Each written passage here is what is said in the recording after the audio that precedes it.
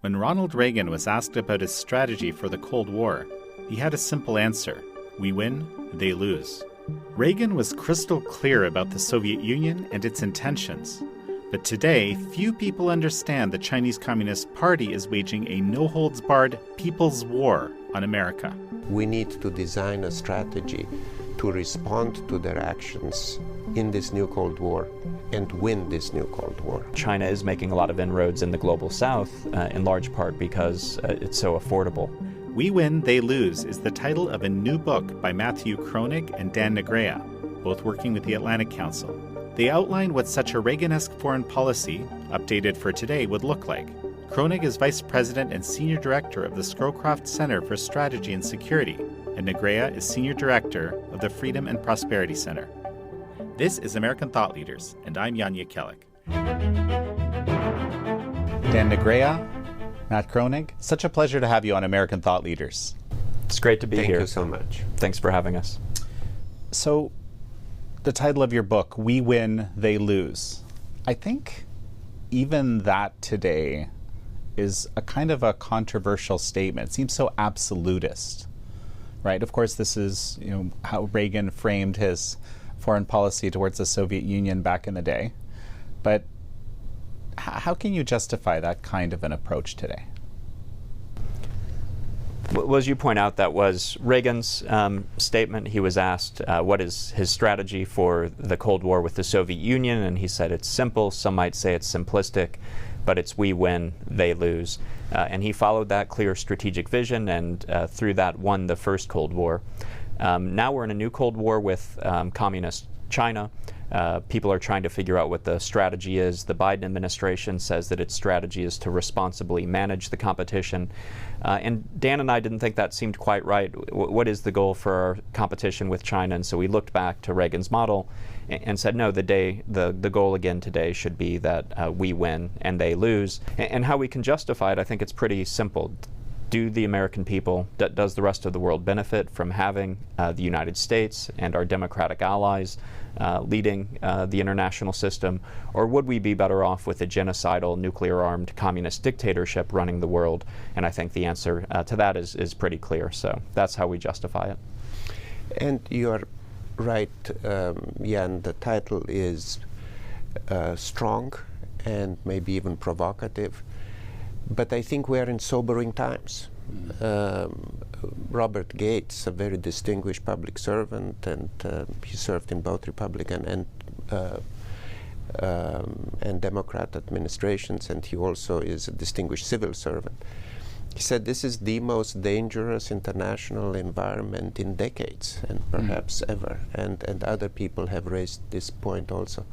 This is not a time for half measures. We need clarity. So the criticism that might be thrown at you immediately, right, is that this would be, and I'll use this term very kind of glibly, I guess, that this is sort of a neocon approach, which is, approach that has been,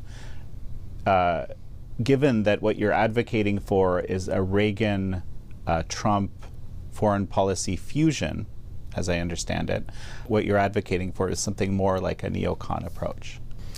Well, I think it's the opposite. The neocon view of the world was that America should go out, and to borrow a phrase from the early days of the Republic, looking for dragons to slay, finding dictatorships and causing change in those countries, to promote freedom by force of arms, forcing countries to go into a certain direction.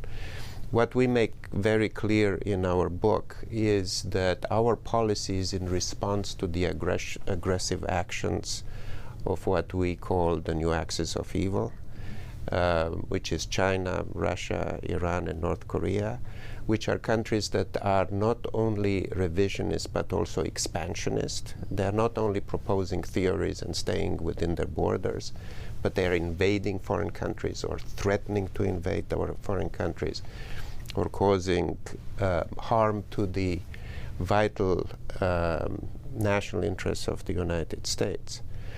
And in response to their actions, the United States, and as leader of the free world working with other freedom-loving countries, we need to design a strategy to respond to their actions in this new Cold War and win this new Cold War. But it is not us initiating the conflict. It's a conflict that came to us that we just simply cannot ignore or avoid. If I could add to that, a central argument of the book is this idea of a Trump-Reagan fusion in conservative foreign policy. How do you take the traditional principles of Reaganism and update them for the Trump era? And we point out that actually Reagan and Trump had a lot in common, both as individuals and in terms of policies. And one of those things is peace through strength. The idea that the United States should be so strong that other adversaries don't mess with us. If they do mess with us, we're willing to punch back hard. But that they were skeptical, I think, of drawn-out nation-building campaigns militarily that we associate with the George W. Bush administration. They're also skeptical, I think, of what they would see as too timid and weak an approach from Democrats and from the Biden administration. So I'd say it's not a neocon approach. I agree with Dan. It's the opposite. It's kind of skipping over the W. Bush administration and arguing that actually Trump has a lot more in common with the traditions in the conservative movement, including peace through strength. One example that we haven't talked about yet is trade policy, where everyone criticized Trump for being protectionist, and this is a radical break from Reagan, who was a free trader. And we point out in the book that actually Reagan also used protectionist policies, tariffs against the Japanese and others, but with the purpose of bringing about free trade. And that's exactly what Trump was doing. He wasn't putting in place tariffs for their own sake. He was putting in place tariffs against countries, China, but also others that were cheating on the global trading system and trying to bring about freer trade. He was very clear about that, trying to get a better deal for the American people. And he pursued trade negotiations and even had 2 successful trade agreements updated, the Chorus Agreement with South Korea and then the new U.S., Canada, Mexico free trade agreement. So I think that's the purpose. It's to get to free and fair trade, not protectionism for its own sake. Dan, I can't help but have noticed as we were getting to know each other that you're actually a defector from a communist regime yourself, and that has clearly informed a lot of your thinking. So I want to get you to take a moment just to tell me a little bit about your background and how you ended up in America and how that informs your perspective. So I was born in communist Romania, and I lived there until I was 24 years old. I got my graduate degree when I was 22 and worked for 2 years in the Ministry of Finance of Romania, working on relations with the World Bank and the International Monetary Fund. And I came to Washington as part of the Romanian delegation to the annual meetings, and I asked for political asylum.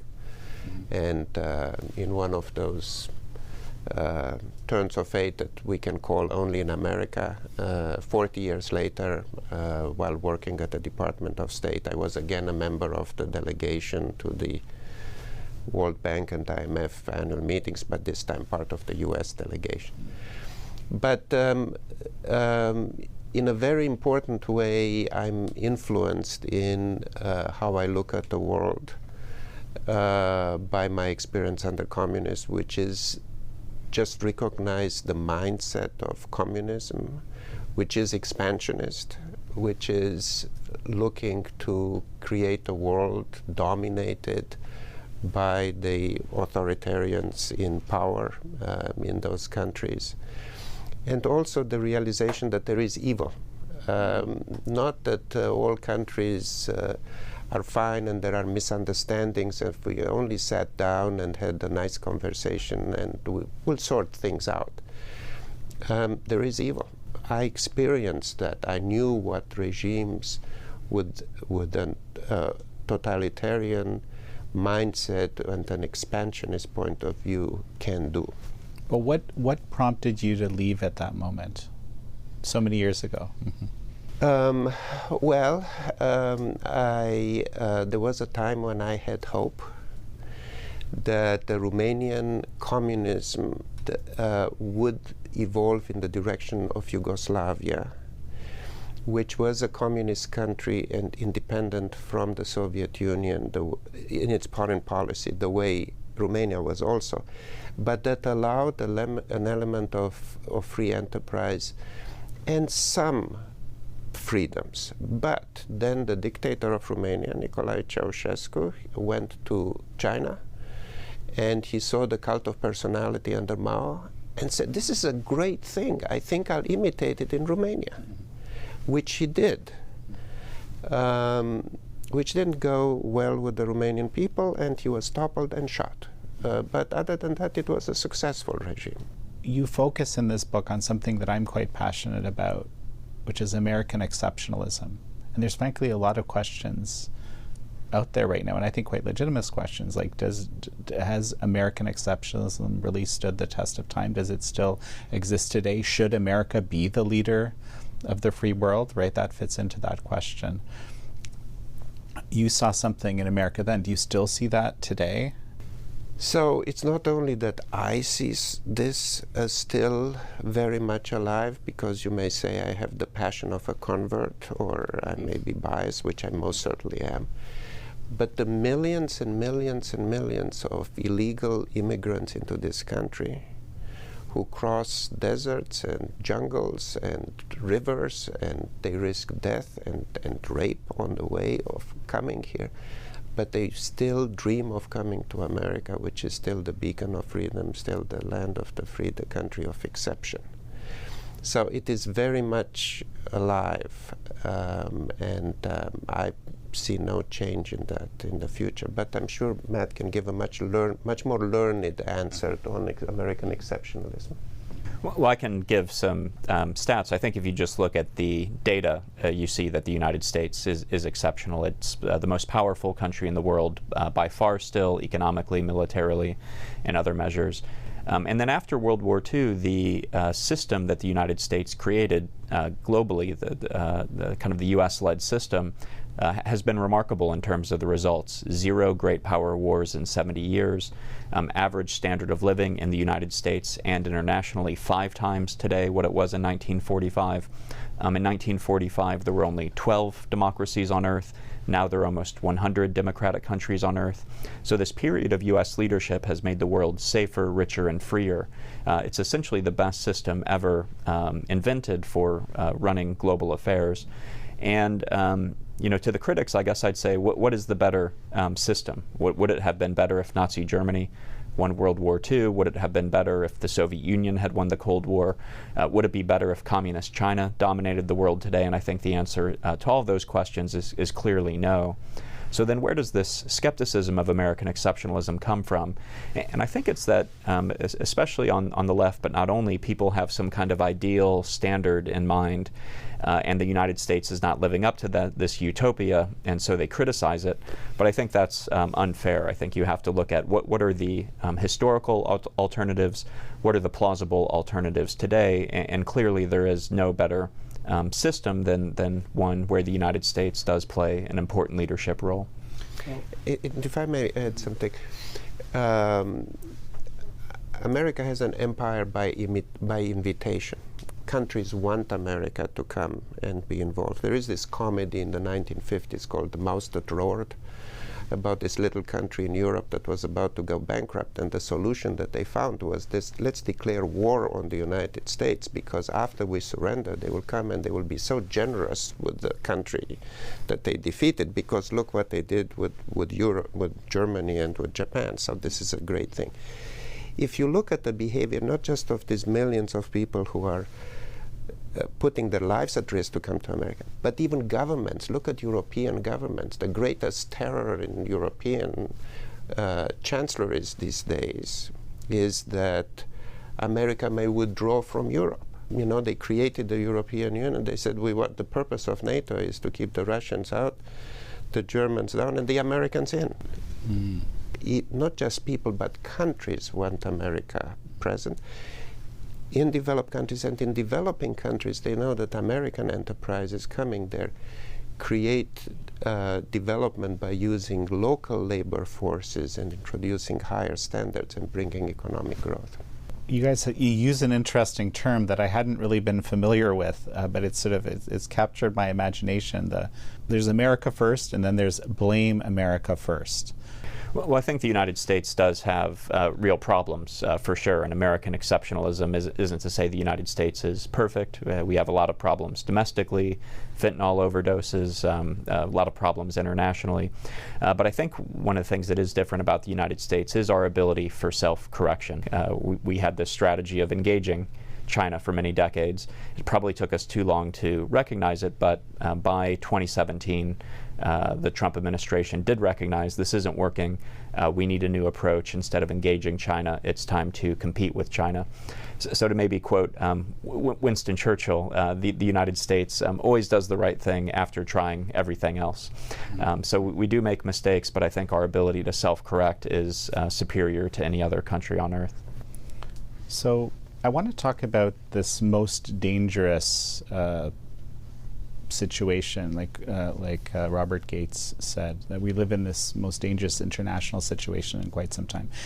Presumably you agree with that, and if you could, justify that for me, like explain to me why you think that. So I was talking to Matt about this actually this morning. We started working on this book in 2021. I mean, shortly after I left the Trump administration, and I joined Matt at the Atlantic Council. And we put in the title that we are in a new Cold War. Who are we facing in this new Cold War? It's a new, we coined the term new axis of evil. That includes China, Russia, Iran, and North Korea. At that time, we were a little bit avant-garde with this term.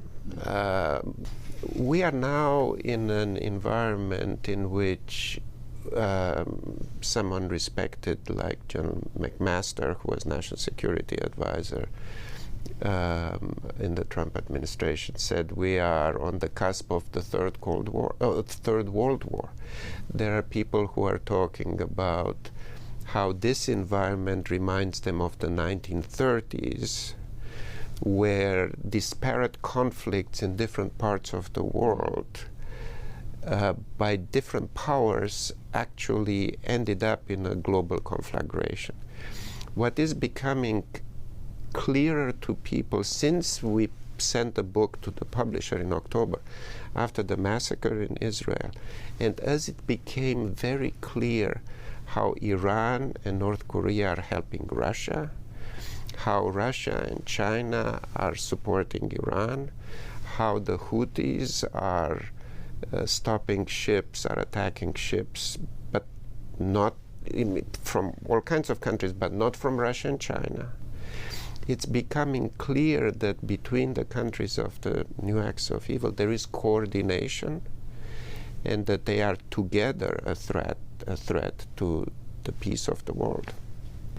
And I would just add to that, I agree, and also point out that China is the most capable adversary the United States has ever faced. If you just look at their share of global GDP, they're more capable than the Soviet Union or Nazi Germany ever were. So just if this were just the U.S. and China, I think there'd be a case to be made that this is the most dangerous period we've ever faced. But as Dan points out, it's not just China, it's also Russia, Iran, North Korea. We have a major war in Europe right now, a major war in the Middle East. We may be on the verge of a major war in the Indo-Pacific. China's building a military to go to war with the United States. Xi has been very clear that the military option is on the table to take Taiwan. And so needing to be able to deter and, God forbid, defeat multiple nuclear-armed autocratic adversaries at the same time is essentially the national security situation we face right now. And so it's very, very dangerous indeed. I definitely want to touch on Taiwan and its, both, in the region and its the implications of an attack or a blockade like we saw, the war games around just very recently. I'd like to discuss that. The thing I want to discuss before that is a big difference between the Soviet Union back in Reagan's time and, China today is the deep interconnectivity into the global economy. I think, I believe that this was a very intentional play by the Chinese communists to create this situation where, if you hurt us, everybody suffers, dramatically. So you're going to have to let us continue with our project, to dominate by 2049, right? It's a very difficult situation to extricate the U.S. and other Western countries from some of these relationships, and even in cases where there's profound national security implications, like medical precursors would be a great example. The Trump administration tried to tackle that, I think 4 years ago, probably. Didn't happen, and partially because of intense lobbying against it by pharmaceutical companies. Why? Well, it's an interesting question, right? So maybe if you could get you to comment on that. Yeah, so some people question, is Cold War really the right term, because they say it's not exactly like the first Cold War because we're more interdependent with China. But we think it is the right term because it is a long-term confrontation between the United States and an autocratic rival for the future of global leadership. So just like World War I is not exactly like World War II, they were both world wars. Similarly, I think these are both Cold Wars, even though they're not exactly the same. And so yes, the interdependence is one difference, but that's starting to change. The United States is putting in place these decoupling policies that started under Trump and are being continued under Biden. And you're right that there are areas where we haven't made progress, but there are other areas where we have made progress, including a bill signed by President Biden just a few weeks ago to ban TikTok. I think there are other evidence of progress as well. And it's also not one-sided. China is decoupling from us, and as you know, they have this dual circulation policy of essentially trying to make themselves invulnerable to the rest of the world, but making the rest of the world dependent on them. And so it's playing out slowly, but I suspect that we will see trade and investment patterns start to follow geopolitical lines like they did during the Cold War, that as American and Western companies move out of China, move into friendly companies, as China pursues this dual circulation strategy, I think the interdependence will lessen and become less of a major challenge than it has been recently. Yeah, I mean, I agree with everything that Matt said. It's a situation in which China puts out documents that are for everybody available to read, where they say in the early 2000s that they want to encourage indigenous innovation. Then they came out with a public document, Made in China 2025, where they say our policy is to build domestic champions who are going to replace foreign companies in China and abroad, dominate the world economy eventually. So that's their policy. Now, we didn't take it seriously enough, but the war in Ukraine was such a shock to the whole international system. And it's becoming also clear that China is supporting Russia in this. So war is no longer something that is inconceivable between the United States and China. I remember I came from Wall Street to serve in the State Department. I remember I was working in policy planning, and I picked up a document from the Congressional Research Service. And I was reading there, and I spilled my coffee all of a sudden. They said, we need to, and this was in 2018, we need to make sure that in case of war, materials that are essential for national security services are not dependent on countries that may be adversaries. It's a simple concept. And the behavior that we see from China, from Russia, from Iran, from North Korea is sobering.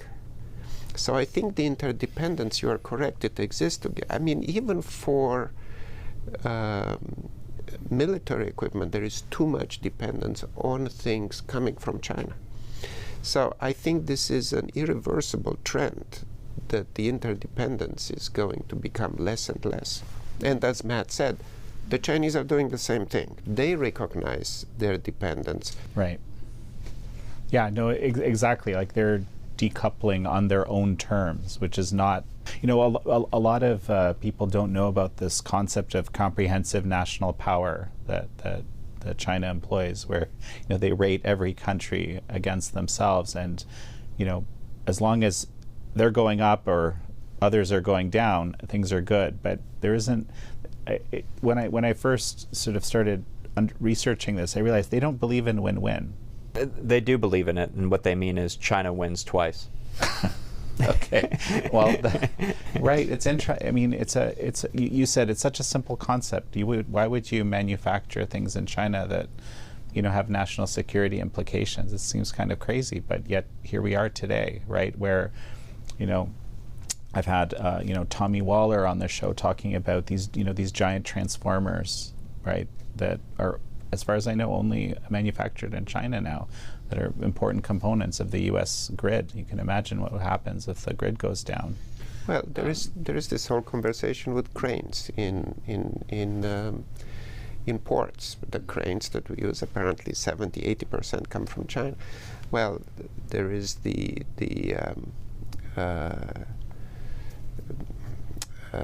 electronic components, the artificial intelligence components. They're updated. You get updates, and they're coming from Beijing. They're connected. What if they're instructed not to work anymore? Or if we have electronic vehicles, again, what they are all instructed to stop at some point. I mean, these are all. I worked at the State Department. There is a company called NukeTech that manufactures the equipment. When you go through the airport, they check if you have weapons and so on. For a few days in a certain country, they allow people to pass with weapons because some terrorists are. I mean, these are just intolerable things if we want to be prudent. Mm-hmm. And so Dan and I don't just admire the problem, though we lay out a strategy for tackling that, and we propose a selective decoupling strategy. And what we say is there are essentially three categories. There are the categories that we've just been discussing, where there are sensitive national security concerns, and there we argue we do need a hard decoupling and stop trade and investment with China altogether, and get our allies to do that as well. Second, there's a category where it's not sensitive national security, but China's cheating, and we need to level the playing field with tariffs and other measures. And then third and finally, we argue there are other areas where it's fine if basically free exchange continues to take place. If China wants to buy American soybeans, if Americans want to buy cheap made-in-China T-shirts, that's fine. It's really the sensitive national security matters where we need to focus. There's a reason that Huawei is in so many different countries, right? It has the national security priority of becoming the telecom provider, therefore, providing ample opportunity for espionage and also obviously control, right? If and when needed. Yeah, that's right. And the reason China's dominating is, as you point out, this is part of China's strategy, and they realize the United States gains enormous intelligence benefit from the fact that we controlled the kind of communications infrastructure of the 20th century, and so they want to control the communications infrastructure of the 21st century. Fortunately, the United States and its allies have, for the most part, done a good job of banning Huawei, especially when it comes to 5G and other systems. But China is making a lot of inroads in the global south, in large part because it's so affordable. But this does pose a potential problem. If China controls the digital infrastructure of the 21st century in Latin America, Africa, what does that mean for their geopolitical alignment? What does that mean for the future of democracy in those countries?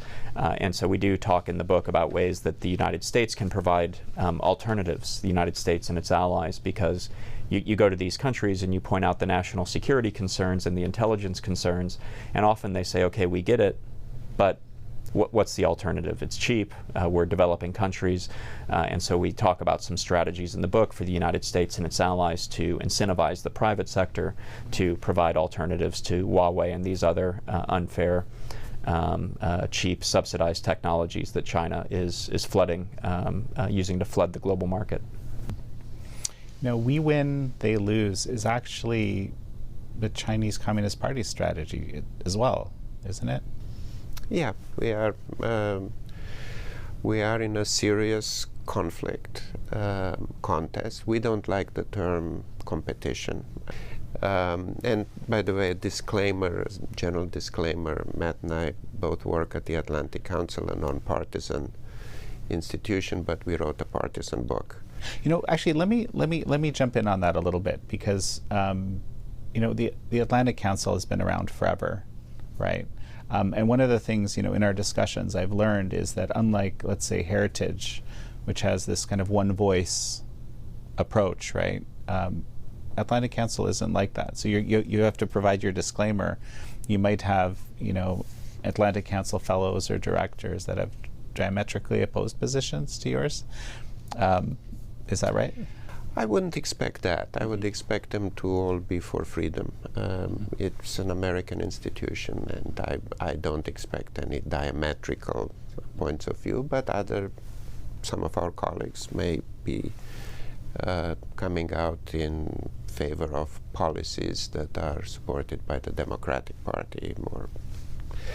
But what we point out is that what is sort of the quick formulation of the Biden administration's approach to relations with China is a mixture, they say, and both President Biden and Secretary Blinken, a mixture of cooperation, competition, and confrontation. And what Matt and I say, they got it 1/3 right about the confrontation part.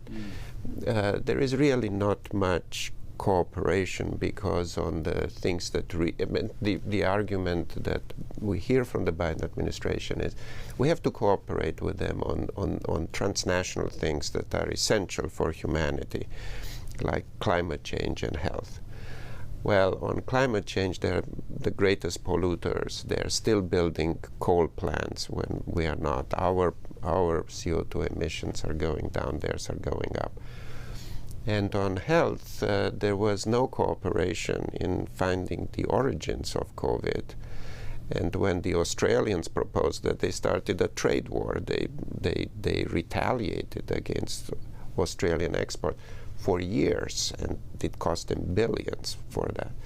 So we don't find much cooperation. And in terms of competition, it's not a fair competition. It's not like track where we are each on our lane, or a tennis game with a referee and we stay on. There is lying, stealing, and cheating going on.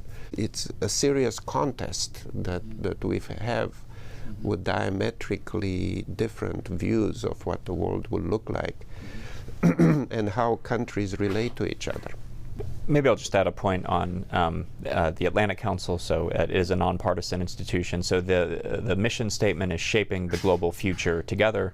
So I think that's something that every employee agrees on. But otherwise, individual scholars, centers, program directors have their own views. And so there are a lot of different opinions on different policy issues at the council. So I suspect there are some colleagues at the Atlantic Council who would disagree with some of the arguments in our book, but that's okay. We're a big organization. A lot of big organizations have people who disagree with each other on certain issues. I want to come back to this idea of, I guess ultimately it's American exceptionalism. I really do feel like a lot of Americans today are kind of demoralized. Whether, frankly, left and right, I think this is a bipartisan issue, actually. And don't believe America is this force for good in the world anymore, or maybe a good way to go would be to decline or to, recede a little bit, right? Too much adventurism, too much of this, sort of nation building, this kind of stuff. We really got to step away from those foreign wars. I mean, you look at what happened in Afghanistan after all that effort, all that, so-called blood and treasure, right? And the Taliban's in charge, right? I mean, these are very real questions, and it is a new time, right? So the global order, as it's discussed, is a very different one. So, in our book, Matt and I present three. It's a book on foreign affairs. And we make the argument that the Republican Party is not so divided as many believe that it is, between the Reagan and the Trump wings.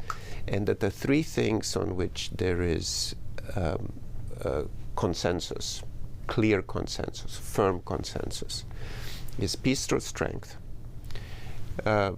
moving from free trade or recognizing that we need fair trade and not dream about free trade, and American exceptionalism. So an interesting question would be, what does American exceptionalism, what's the place of American exceptionalism in a foreign policy book? And it has a crucially important place, and your question touches on that, which is Peace with Strength addresses the critically important element of military strength to preserve, to safeguard the national security of the United States. The fair trade part deals with the economic strength. Economic security is national security. American exceptionalism is the strength of ideas that inspire people. And if we don't believe at home in American exceptionalism, we are not as strong as we could be in facing our external adversaries. How can we ask our young men and women in uniform to put their life at risk to defend America if America is described as racist, xenophobic, misogynistic, and on and on and on and on? All the blame America first themes. In the book we talk about the difference between progressive and conservative views of the world in general. And the progressives tend to dwell on the faults of America to the detriment of having a balanced view and recognizing that the qualities of America and the positive contribution of America and of American principles for the freedom and prosperity of the American people of the world far exceed the faults. So this is why we have American exceptionalism as one of the three key principles on which we are building everything else. And it needs to start with recognizing it at home and promoting it at home. I agree, and I'd add, we do see, well, in the data, we cite data, 69% of Republicans agree with the statement that the United States is the greatest country in the world. Only like 30% of Democrats agree with that. So empirically, we see that conservatives are stronger supporters of American exceptionalism than progressives. And then you mentioned Afghanistan. Wouldn't it be better if we just came home? And I think the answer is no. And I think the people who focus on Iraq and Afghanistan are other mistakes, and there have been mistakes in U.S. foreign policy, focus on the mistakes but miss the bigger picture that I talked about before, about how the United States has shaped a world that's safer, richer, and freer for the American people over the past several decades. And would we be better if we came home? We tried that. That was Obama's policy. He thought the United States was overextended because of Iraq and Afghanistan. We're going to play a smaller role in the world. He thought this would encourage other countries to step up. Instead, what we saw is that evil adversaries filled the vacuum. Russia invaded Ukraine for the first time because Putin knew he could get away with it. China started taking territory from our allies in the South China Sea with their island building campaign because they knew they could get away with it. Obama pulled troops out of the Middle East. ISIS rose up and started beheading Americans. And so I think we see that when the United States withdraws, again, goodness doesn't fill the vacuum, evil does, and so that's why we need an engaged United States in the world to secure the interest of the American people. And that's different than this so-called nation-building approach. Yeah, I think that's right, and I think Trump really illustrated this with his peace through strength approach. So Iran kills an American, Trump hits back hard and kills Soleimani, a top Iranian general. But he didn't invade the country, send in 100,000 troops, stay for 20 years, and say he's going to turn it into a democracy. So I think that's the difference of being strong, hitting back when your adversaries challenge you, but not get caught into these kind of nation-building campaigns and using military force for things that military force isn't really a good tool to address. As we finish up, maybe I'll just ask each of you to give me a kind of a concluding thought here I'll recommend reading the book because I do think you both synthesized a whole bunch of thought. You know, I'm greatly appreciative of that. Anyway, final thought, Dan? Well, since you mentioned that I come from Romania, and I have both a perspective as an American, but also a view of where we are and where we are going, also from a perspective. I have absolutely no doubt that the United States, and led by the United States, the free world will prevail in this new Cold War. Just like we prevailed against tyranny in the First World War, in the Second World War, and in the First Cold War. Because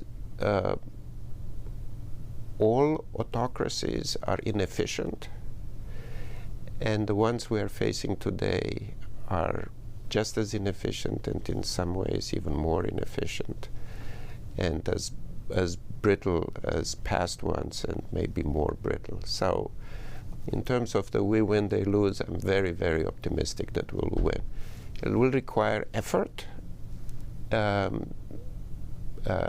strong sense of purpose and courage, but we will prevail. You know, I think there were other times in U.S. history where we were also pessimistic. You know, there were periods during the Cold War, the 1970s, the Jimmy Carter malaise, where many people thought the Soviet Union was going to overtake the United States. And the best we could do was to have détente with the Soviet Union, to lock it in with a series of arms control agreements. There were periods in the 1980s where people thought, no, it's Japan. Japan is going to overtake the United States. Reagan didn't buy either of those. He took on Japan and trade negotiations, took on the Soviet Union, and prevailed. And so I think just like in that period, this is maybe a time for some pessimism. I understand why people feel that. We are in a very dangerous environment. China is the greatest adversary we've ever faced. But I think just like Reagan looked at that situation and said, no, we can do this, I think this is a time to look at the situation and say, yes, it's challenging, but we can do this. And in our book, we try to lay out a blueprint for how we can do that. So I'd encourage your readers to get the book. It's available on Amazon, and let's go out together and win the new Cold War. Well, Matt Kreonig and Negrea, it's such a pleasure to have had you on. Great. Thank you so much for having us. Our pleasure. Thank you very much. Thank you. Yeah. Okay. Yeah. Thank you all for joining Matt Kreonig, Dan Negrea, and me on this episode of American Thought Leaders. I'm your host, Yanya Kellick.